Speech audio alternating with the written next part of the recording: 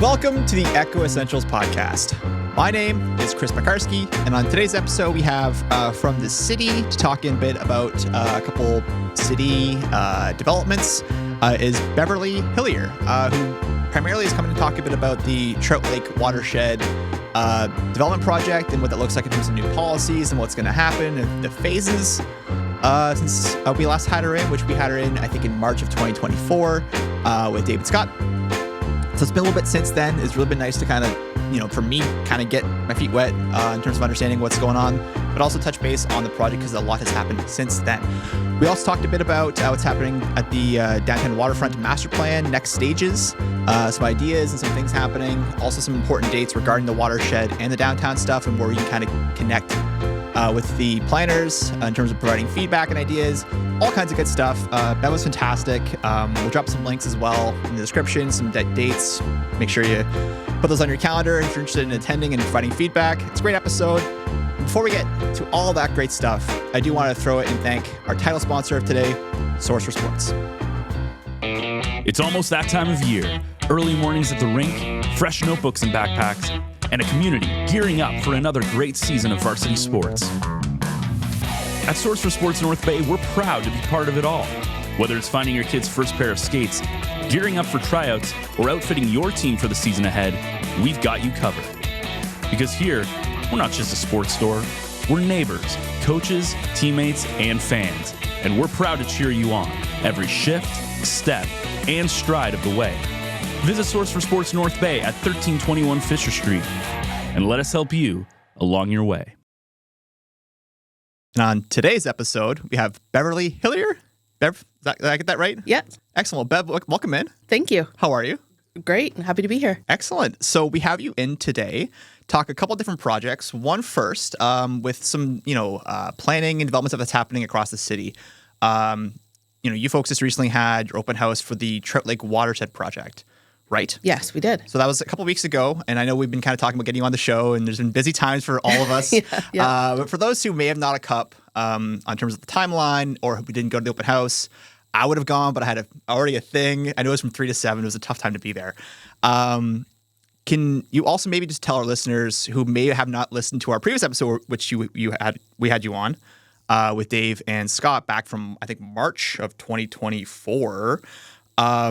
What is the project? How long has this been developing for? What's the goals? And what was the open house about? A lot of questions in one. I'm going to throw you right into the deep end. That's okay. So, yes, the city has for a couple of years now, we're working jointly with the municipality of East Ferris and the North Bay Mattawa Conservation Authority on a review of our Trout Lake watershed policies in our official plan. And by virtue of that, also our zoning bylaw. And so the purpose of the project really is about reviewing our official plan policies, making sure that they're up to date and representing sort of what we need as a community to make sure that we're still protecting the long-term health of Trout Lake. And so some of that has tied into, we did a Trout Lake watershed management plan, a background study with planning consultant J.L. Richards and environmental consultant Hutchinson Environmental. And they did a lot of background work in order to help, look at the lake health and the quality of the lake to determine essentially if there's development capacity of the lake. And that's one component of a number of different recommendations that came forward out of that that group. But it tends to be the one that people want to talk about the most because it is about lot creation ultimately. And is there the capacity to create new lots on the lake? And if there is, what does that look like? And how do we manage development and that sort of thing? So we're in the space now where we have created a draft set of policies, and we had that open house on September 10th in order to show people what those policies look like, get feedback. We're in that public consultation sort of space, and so we want to hear from people about what we're looking at, and sort of we can then talk about what our next steps are and timeline and whatnot. Okay. Yeah. I ask, and I, in our preamble, I asked, feel free to go into as much detail, make this simple, because for me, I'm not a homeowner. I don't live in the Trout Lake-ish area or East Ferris or obviously Mattawa. But obviously Trout Lake is very important to the city, just as large, drinking water-wise. But there's so many different parts and elements to this that, I kind of will go down one section and then I'll get completely information overload, and then I'll come back. I'm like, okay, that was just like one section of this, because it is a pretty large, expansive project. It is, yeah. Yeah, so just a little history-wise. So Sure. our Trout Lake policies that we currently have in our official plan have been in the official plan since the early 90s. And so there was a lot of work that happened in the mid 80s that talked about Trout Lake. There was concerns about declining water quality at the time. And so there was a freeze that got put on Trout Lake in the 90s. It said, we're not doing any more lot creation. We're going to stop. We're going to make sure that we're doing everything we can to make sure that the lake health is good. It's largely related to phosphorus, although there's other things that are looked at it, but sort of the phosphorus loading of the lake to make sure that it stays a good, healthy lake. It's a trout lake, a lake trout lake, and so it's a level 1 lake within the province. We want to make sure that it's staying in that area, and like, what can we do as a community to make sure that that's staying there? So in the 90s, things got frozen. It said no more lot creation, and we're gonna keep monitoring things. We'll check in on it occasionally to see, sort of how it's doing to make sure that things are staying healthy. So. Truly, since then, there hasn't been major studies done on the lake. So it's been almost 40 years. Like the 90s, 80s. It's been that long. Yes. Okay. Yeah. And so what has happened since then is in the early 2000s, there was a couple of development proposals for lot creation on the lake. At that time, the city said, like, no, it goes against our official plan policies. Ultimately, like, to make a very long story short, there was Ontario Municipal Board decisions. Now it's called the Ontario Land Tribunal. It's like a pseudo court for planning matters, essentially. Okay. And so at that time, there was a decision that said there's capacity for a certain amount of development on the lake, and lots were allowed to be created. But technically it went against our official plan policies because we said there should be no more, like, there wasn't any capacity of the lake. That's been challenged a few times at this, like, that Ontario Municipal Board, Ontario Land Tribunal level. Okay. And so now we're in a space where we've realized that our policies are not standing the test of time anymore.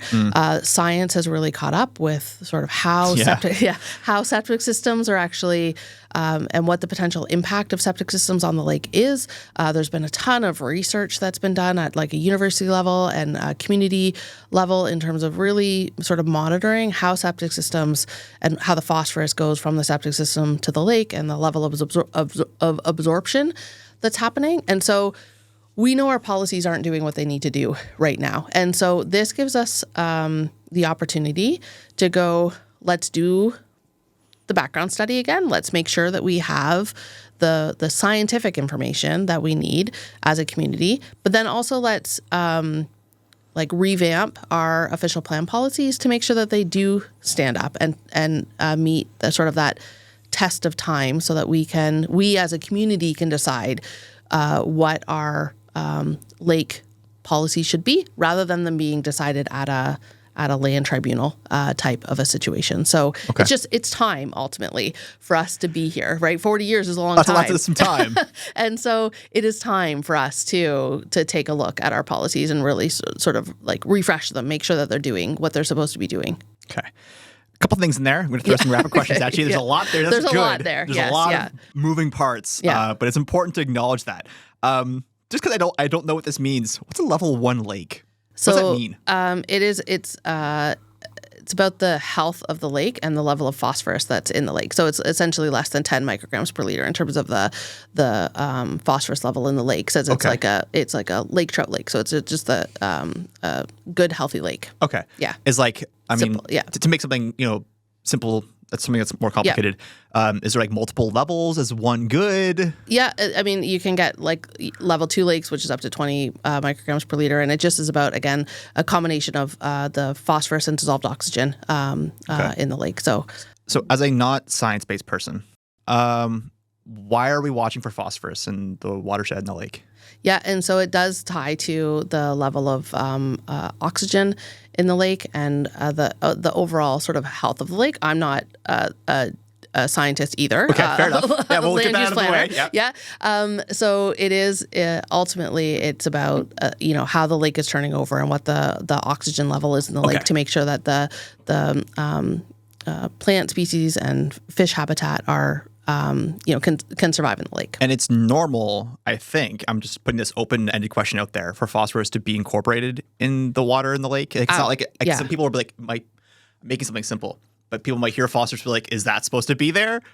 Yes. Okay. Yes, absolutely. Okay. So there's a background level of phosphorus that just exists in lakes. And that actually, good segue into sort of how the model works. So absolutely. Again, the consultants we use, because again, I'm not an expert in that space, but we hired experts to help us do the background study to make sure that the model, so the lake capacity model for the lake looks at a phosphorus level, and it will assign a certain level of background phosphorus that just sort of exists, right? So plants break down, phosphorus exists within the lake. It is what it is. It's there. So there's a background level, and then the model suggests that you can have development. You take the background model plus 50%, and that gives you your development capacity on the lake through the model. And so that model got done. It actually said that we had 414 new lots that could be created by virtue of that model on the main basin and inflowing streams, and up to 81 new lots on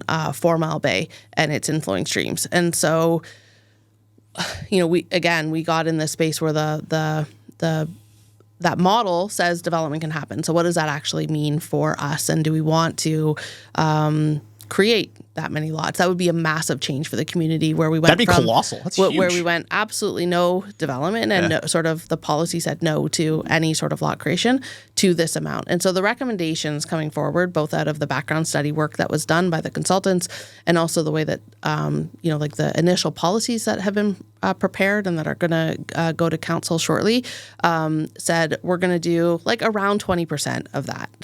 So the recommendation would be to do like about 50 new lots on the main basin and inflowing streams, and about 20 on 4 Mile Bay and its major inflowing streams. And so the reason for that, again, it goes back to this idea that 40 years and no change. And so instead of just like ripping the Band-Aid off and letting people do, this as many lots as we want, let's take a slow, steady, incremental change so we can, based on the science, allow some lots to be created with incorporating best management practices, and then stop, study it again, and then decide whether or not there's space to allow for even more after that. I would also imagine it's probably like a cost-effective way of viewing it too. I mean, there's multiple different layers in terms of like how you'd want to develop the space and making sure it's sustainable and ecologically friendly and aware. But like you can't just jump into making 400 new lots. Like that would be like a crazy investment price. Because in general, like I know it's not just on the city, but like a lot of things, it would just be a lot in general. Yeah, so it would be proponent driven. Yeah. And so it would be, individual property owners choosing to see whether or not they would want to sever their lots. And so, again, some of that is we'll see what happens. There's certainly people who have approached us over the years and as we've been going through this process that are interested in seeing lot creation happen. And some of that is not, one of the questions that came up in the open house was about, how many new lots can actually be created on, say, the main basin of 4 Mile or of Trout Lake, for instance. And while we have not pinpointed those exact properties in terms of determining how development can happen, there's very limited lots just based on a frontage and area requirement that could actually be created on the main basin, right? Water frontage of Trout Lake. We most likely, if this policy got approved by council, would be seeing backlot development and or development that would be happening on a major inflowing stream to Trout Lake. So you're, Tower Drive or 4 Mile Lake Road or places that are not directly on the lake, but sort of offset and sort of have inflowing streams to the lake. Okay. So that's actually a really good segue. I have a couple different things, and we're trying to weave and bob with the conversation. What technically classifies geographically as the watershed? Now, I've seen a map, and I'm probably going to annoy Ben. We're going to either put this in post or you can pull it up here. I'm sorry, Ben. What that kind of outline looks like. Because it kind of looks like someone took, like, I'm making this really simple, like a highlighter around the waterways of the river and the lake and kind of said, like, this is the watershed. We're going to pull up in a minute, I think. But, like, is is that kind of accurate? Like, does that make sense? Yeah. So the watershed is based on the watershed. So there is mapping available on the city's website too, and there's two pieces of this. So there's the watershed itself, the broader watershed, and then as part of this study, it's looking at Trout Lake, 4 Mile Lake, and all the major inflowing streams to Trout Lake, and a 300-meter buffer from those major inflowing streams, and that's largely where these policies are going to apply. So it does some of it applies to the whole watershed, but mostly when you're talking about sort of these number of lots that are available, it would be if the septic system was in 300 meters of Trout Lake that it would sort of, you'd go from like 50 lots to 49, right? Like, so for something like that. But if you're outside of that 300 meter, even today, you would be allowed to create a lot. So it doesn't necessarily change that piece of it. Is this accurate? Yes.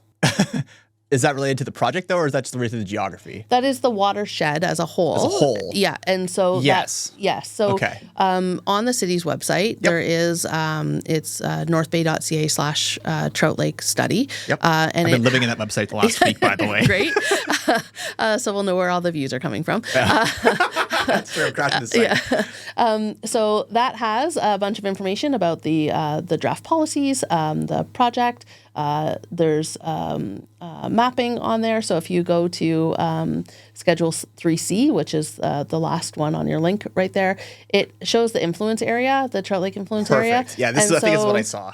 Yeah, and so this shows, again, the blue line on the outside is the watershed itself. Yep. And then those buffer areas, so like the purple, the blue, and the orange color, are those 300 meters from the major inflowing stream or the main lake itself. Okay.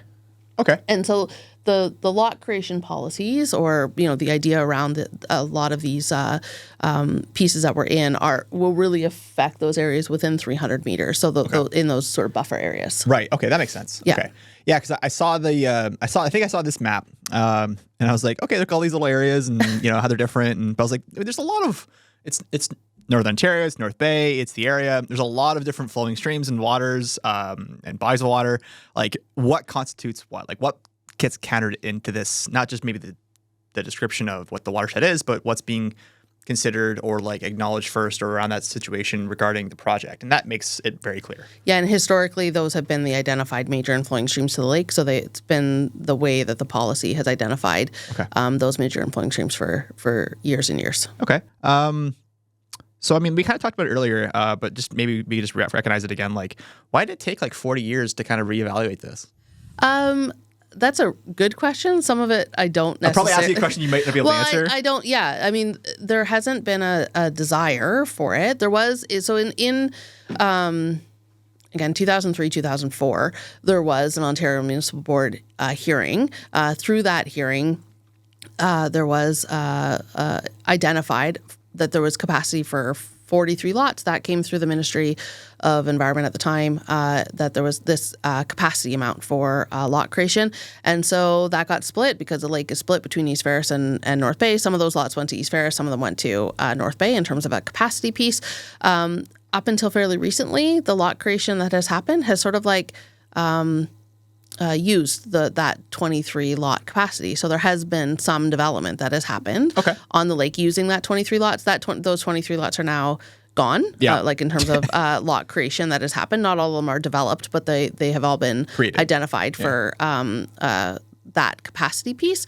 And so now if somebody came in, we would say there's, based on our official plan policies today, there's no capacity and there's no opportunity for lot creation. And so, again, we could be in a space where somebody could apply anyway, especially with the background study work that's been done so far, and say, we know there's capacity. We're going to just appeal your decision to the Ontario Municipal Board or Ontario Land Tribunal, and we'll let them decide, right? And so we're at a stage now where that would be how lot creation or how the policy would actually get created for the community would be we would leave it in the hands of something like the Ontario Land Tribunal, where we're better off as a community deciding what we want for both from a land use and a science perspective to decide what we want for the policies moving forward. Yeah. If anyone ever needed a really comprehensive understanding of why some things take a little while or why government municipalities, I don't want to say take long, that's not the right way of saying it, but like have to go through phases of doing something, it's because there's different, understandings and things you have to incorporate, whether it's, politics, whether it's like government, environmental stuff. Like there's a lot to be said. You can't just like put a shovel in the ground and be like, all right, let's do this. It's more complicated than that. Yeah, and this one required a lot of background work, right? Yeah. So because there's a lot of this is based in the science. So, having to do that background work is a critical component Absolutely. Of where we're at. So council saw that background work, the presentation by the consultants in January of 2024, and then sort of adopted that background study and directed staff to go do work. So now the policies are representing what that background study work identified as sort of the path forward. And so the lot creation piece of it is one component. There's a variety of other recommendations that came out of it in terms of monitoring different things on the lake, incorporating best management practices as of right, sort of changing. Right now, if somebody wanted to develop on the lake and they didn't meet certain criteria of our official plan, they'd have to go and get a consultant report done to say, what are you doing to improve, like to mitigate the impact of your development on the lake. And so we've seen those studies for 20 years. Yep. Generally speaking, the best management practices that come out of there are just good best management practices.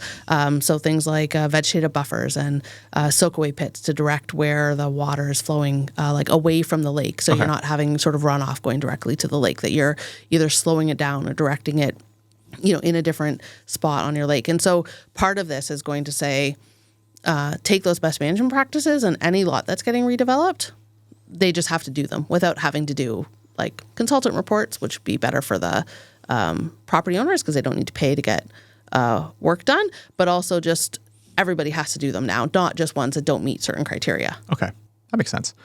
So you've done a lot of feedback. You've done a lot of consultation with not just the project development people and the team, but like with the community. And this brings us back to the open house. Mm-hmm. Correct me if I'm wrong, but I saw in the different phases of plans, there was multiple different community outreach or open houses. Is that correct? So we had some stakeholder engagement. So we met with specific stakeholders or people who wanted to talk with us, and then we had a open house on the 10th, and it had like 2 different sessions at it. So people were there. We had a ton of people come out to that open house. Probably between both sessions, there was between 150 to 175 people at it, which is phenomenal. Great. We love that. Awesome. We are sort of in that next stage of that. So we're taking all of that feedback that we've gotten from people, making any adjustments to the policy based on that feedback if we need to. And then we're going to have a statutory open house, so the required open house underneath the Planning Act at City Council on October the 27th. That is open to anybody to come to. You don't need to pre-register with our city clerk's department. So oftentimes, right, if you wanted to make a presentation to council, you would need to register for it. When it's a public meeting under the Planning Act, you don't need to do that. You can just show up, and when council says, is there anybody here to, that wants to speak to this, you can just stand up, tell us who you are, and share whatever your perspective is. Okay. And that's, you say October 27th? October 27th. Okay. And that's at City Hall? At City Hall, yeah. It'll be in council chambers, just like at a regular, it's a special committee meeting of council. Just because we recognize that there might be a lot of people. We don't want to limit the time. So typically there's like an hour or so for a committee meeting. And so this is on a Monday night so that we have lots of time to hear from people. I mean, especially if you're looking at engaging the public, you want to give more time, because the last thing you want to do is give them less time. And then it's like, okay, well, this is now blowing back at us. But like, how did the open house go? Like, what did you hear? You said it 150 people over 2 sessions. You must have had like a ton of different questions and feedback, and people who just maybe aren't aware, people who are very aware. Like, how do you go about like managing that?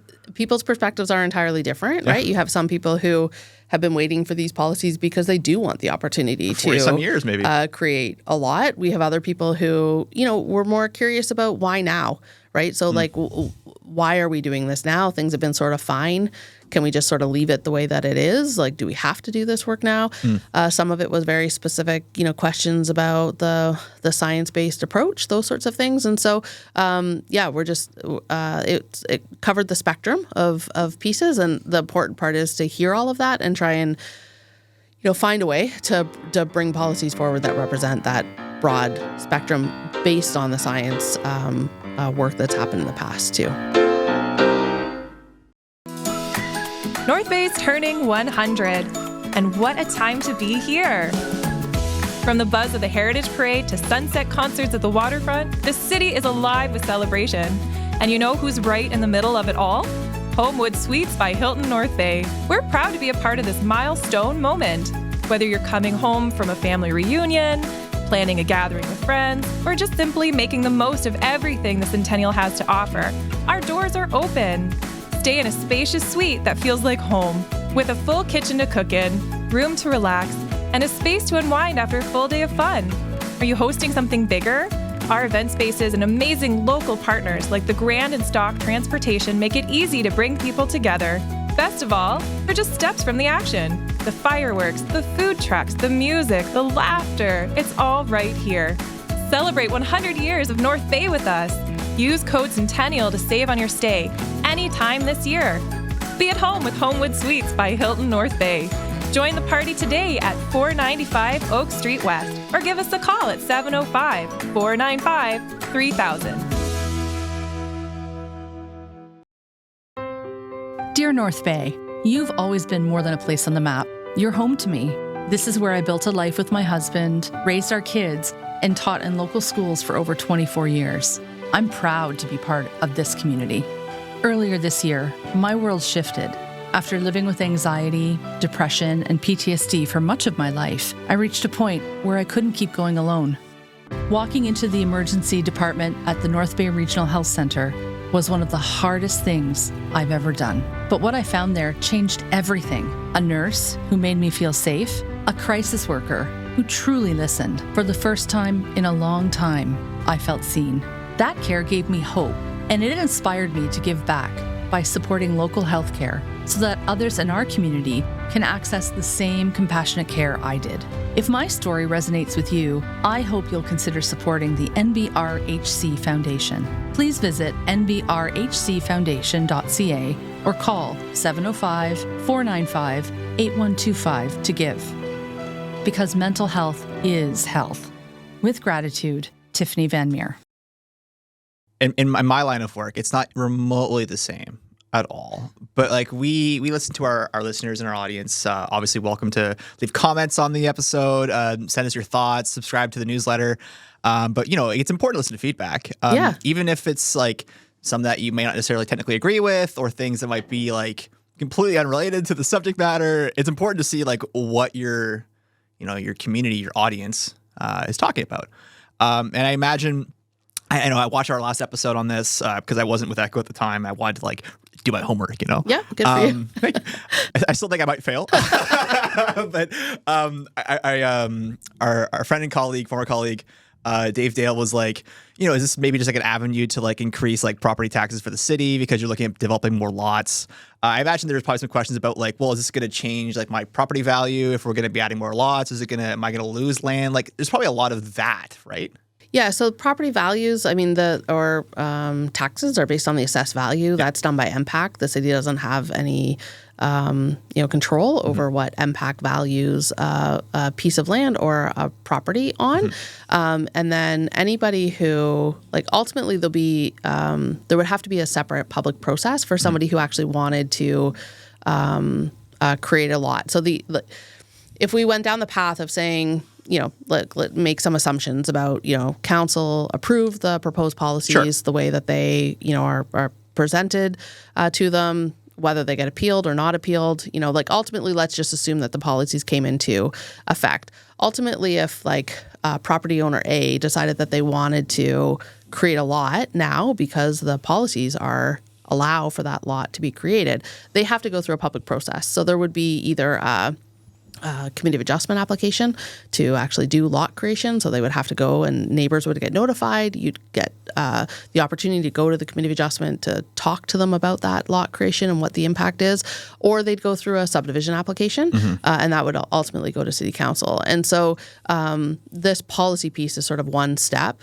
of a larger piece. So in terms of how somebody's would be individually impacted by it, it would depend on what that future application would be. And I mean, somebody could have a property that was big enough to sever, but choose never to do it because they just want to keep their property the way that they have it. And they have that choice. Yeah, absolutely. Of course, This doesn't force lot creation. Yeah, like that would be ludicrous. Yes. Yeah. Just to get that very clearly out there. Yeah. Okay. Yeah. So a couple more questions about this before we move on to a couple of different other projects. Sure. Yeah. Just because, again, like I'm not a science-based person. We both established that.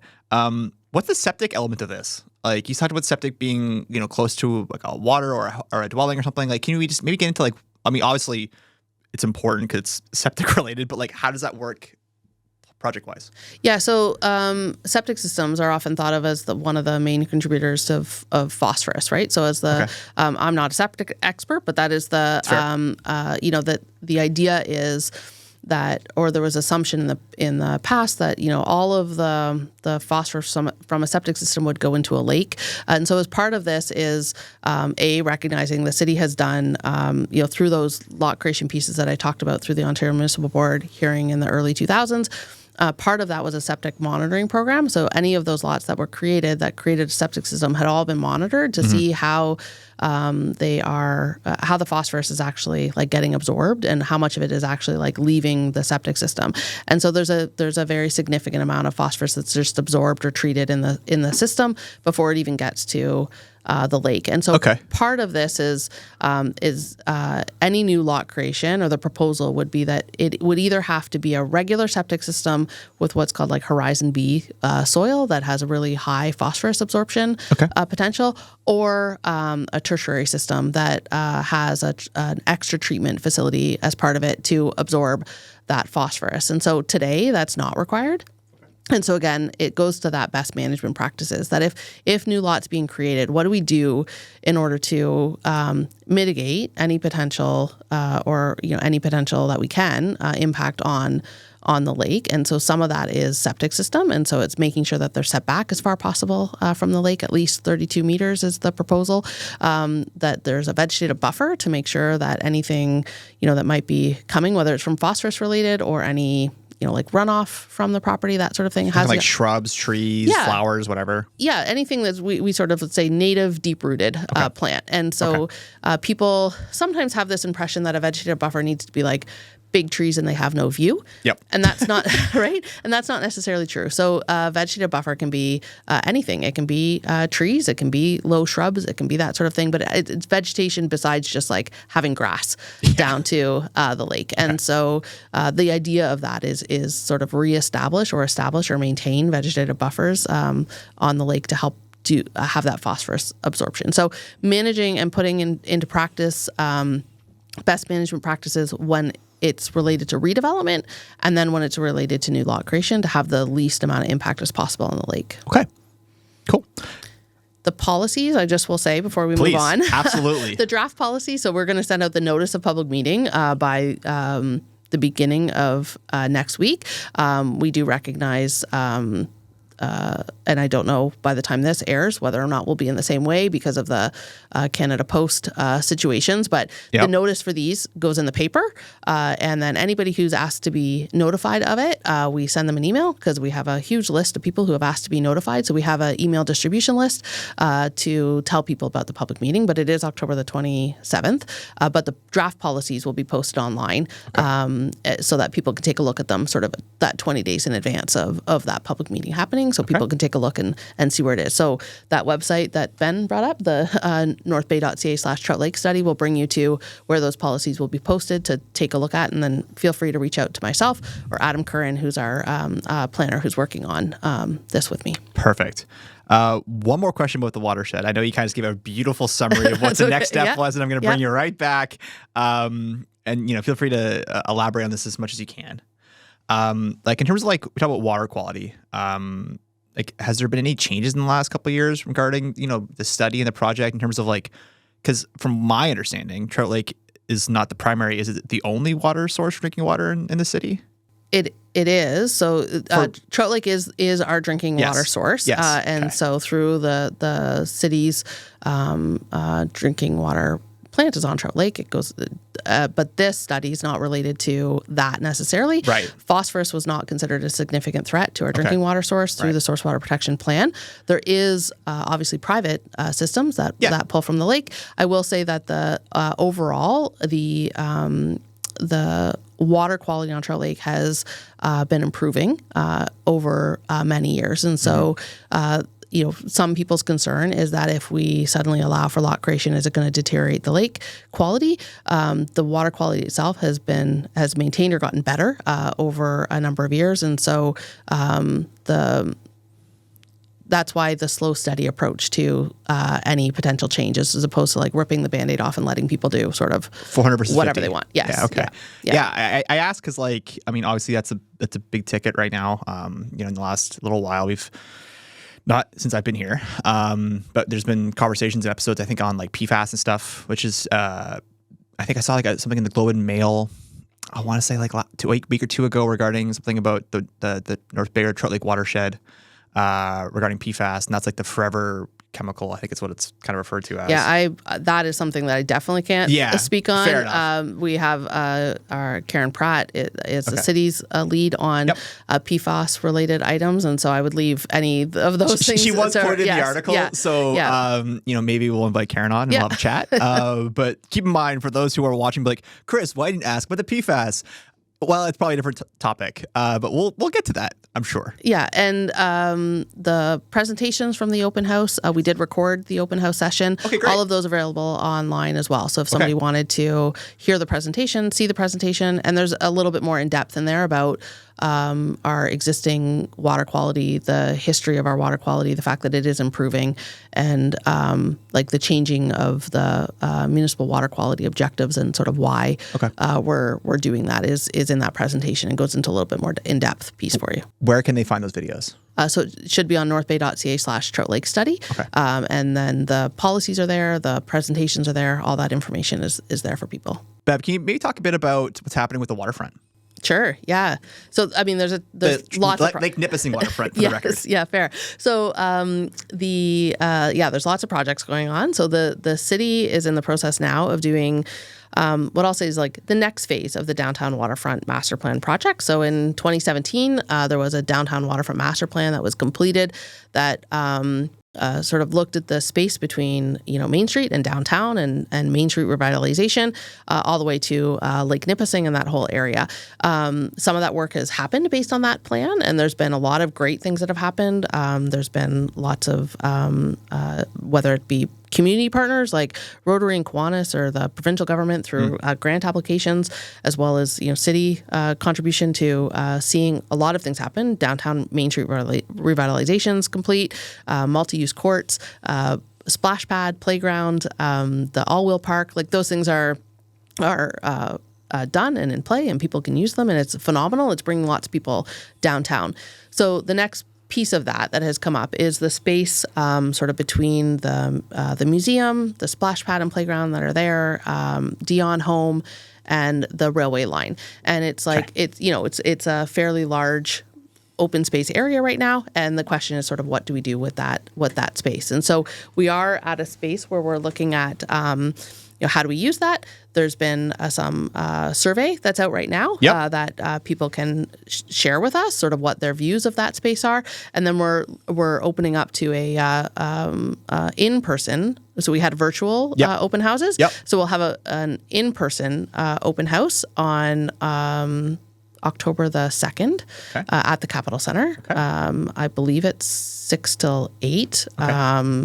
I can confirm that, or it's online. And then we'll also be at the Farmers Market on October the 4th with a booth there that people can come and share their ideas before. And there'll be based on what we've heard so far, there'll be a concept there that people can sort of give their opinions on, give us more ideas before it sort of moves forward into next stages. Perfect. I mean, by the time this airs, it'll be right around that time. Perfect. So Good job, us. Yeah. Perfect timing. So for those who, I mean, obviously you gave different avenues in which people can kind of connect and communicate. Like before, you had like a virtual submission form or an open house. Is there anything that people can submit in terms of like, if they can't be at these things, or they can't attend a certain thing online, can they like send an email? Absolutely, yeah. Yeah. That sounds really simple. I'm sure they can. Absolutely. And we have received, so we've had people who have filled out the survey and then also sent us an email. We had an individual who sent us a variety of like pictures of some stuff. Different trips that they'd been on that like were really cool that they wanted to, share with us as different ideas of spaces that could be used. And so we've had people who have been really engaged, which is awesome. That's great. So the email address is DWMP. So like Downtown Waterfront Master Plan at northbay.ca. Cool. Yeah. And so same thing, the website, northbay.ca/DWMP for like Downtown Waterfront Master Plan will bring you to the space that you can like get more information on the original plan as well as what we're doing going forward, and anything we have in terms of like next steps and project timelines will all be on there too. Cool. So yeah. I have I'm sure everyone has like very unique opinions in terms of like public art or things to do or whatever have you. I've always been, this is going to sound really silly, but like this is my idea. This is just it.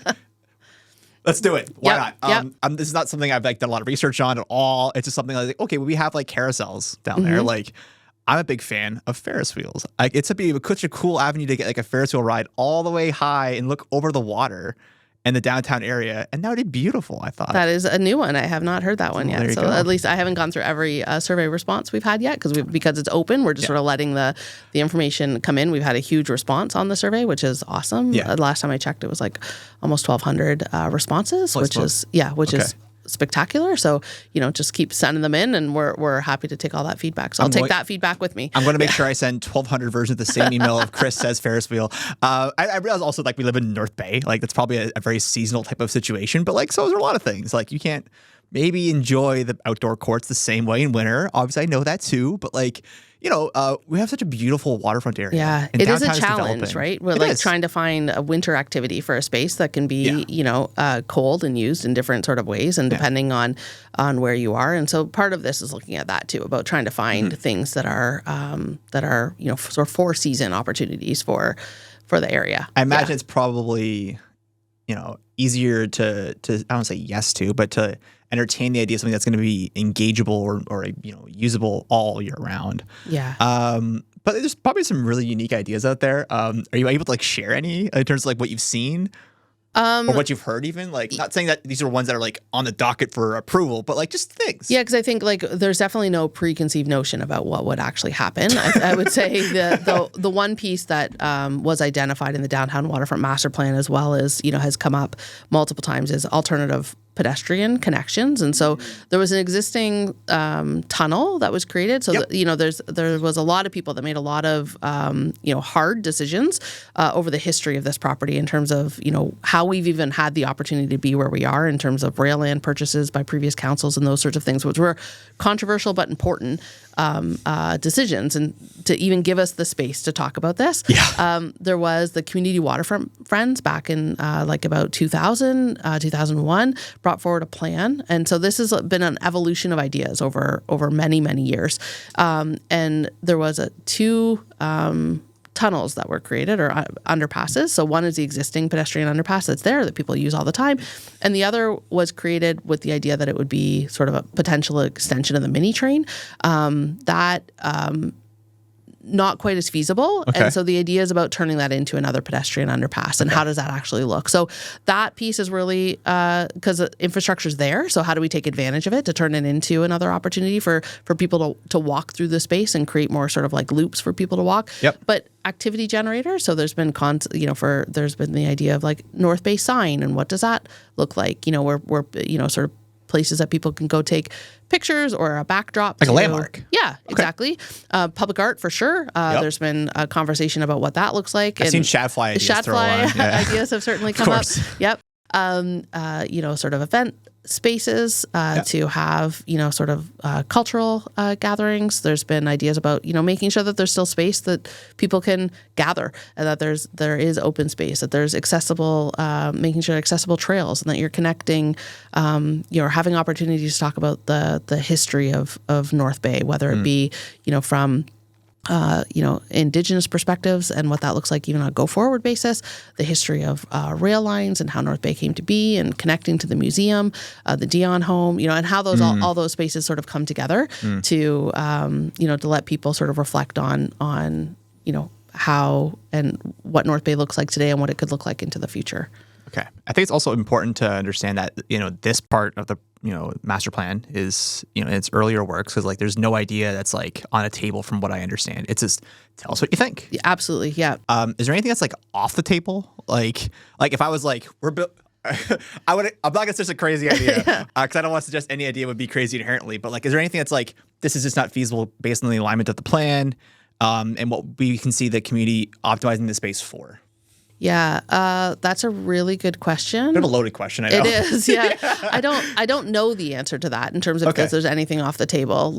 I have some things. Yeah, so I would say anything that is community based, right? So not.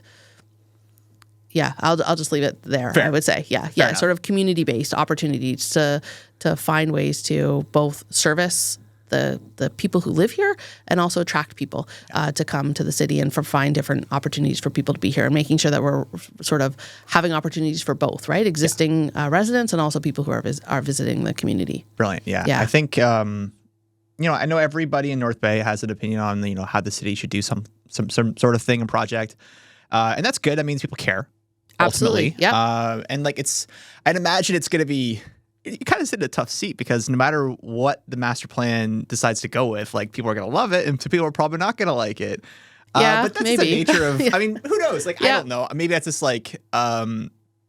me being an optimist with a dash of pessimism. Is that someone's always going to, not be happy with it. But I imagine it's going to be, you're doing the work right now that's going to indicate that, we're listening to the community and we're seeing, what interests are out there. Because I don't think it would be, ethical, but you could just build something, but here you go, guys, and just not listen to the community. This is doing the work that people want to be involved with. Yes. Especially and all the there avenues. Has been so much community support for the downtown and the waterfront areas as a whole, right? There's so many members of the community that are invested in how that space changes over time, right? And there's so many volunteers that are there sort of supporting that, whether it's, Heritage North Bay, the Training Carousel, Heritage Gardeners, Rotary Club, Kiwanis, Dion Home, there's so many people, the downtown in terms of, and all those businesses in terms of Main Street revitalization, they're all such a critical piece to,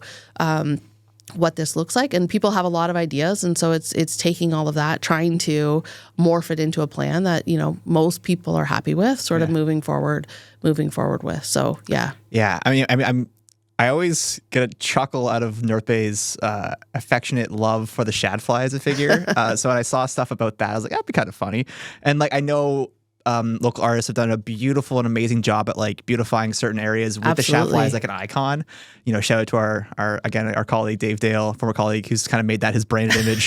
But if there's a 700-foot shadfly, maybe I might write in and be like, hey guys, I don't know, but a really cool collection of some beautiful art.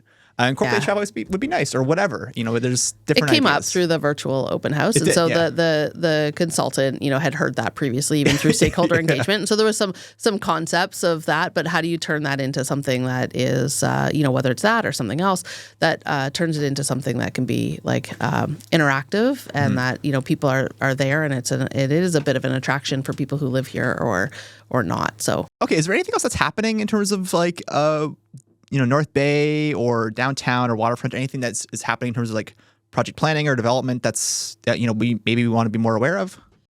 So right now the biggest pieces for us that we're working on are the Trout Lake work.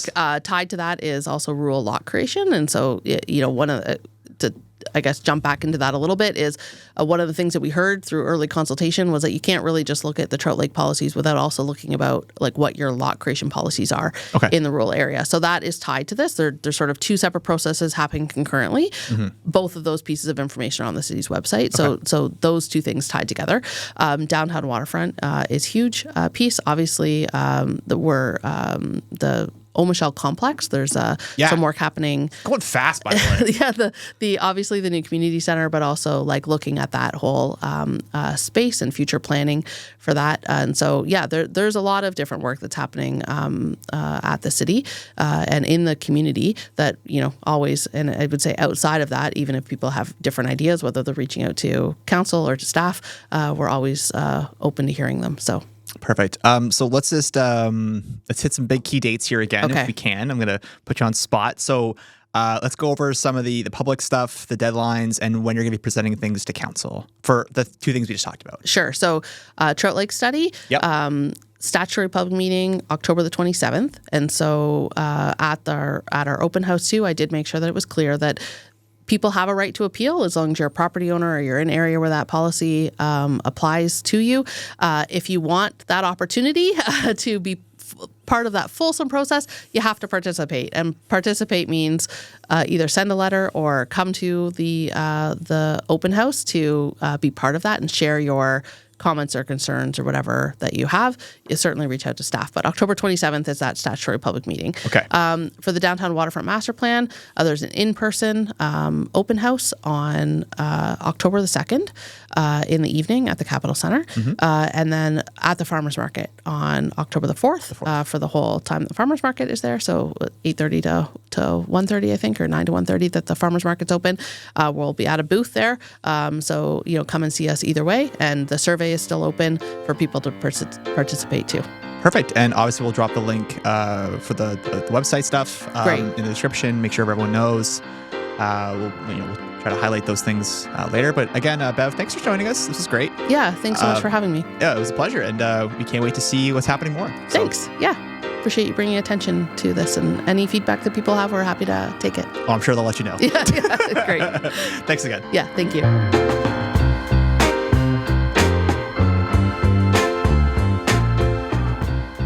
Thank you so much for listening or watching the Echo Essentials podcast. My name, as always, is Chris Piekarski. If you have any comments or thoughts or anything you want to share regarding what Bev and I talked about, let us know. Make sure to leave us a like, share, comment what you think, where you listen to us, rate us 5 stars. If you get a chance also, check out our Echo Essentials newsletter. You can kind of get a nice view on everything happening in the city and everything that's happening with Echo. So thanks so much.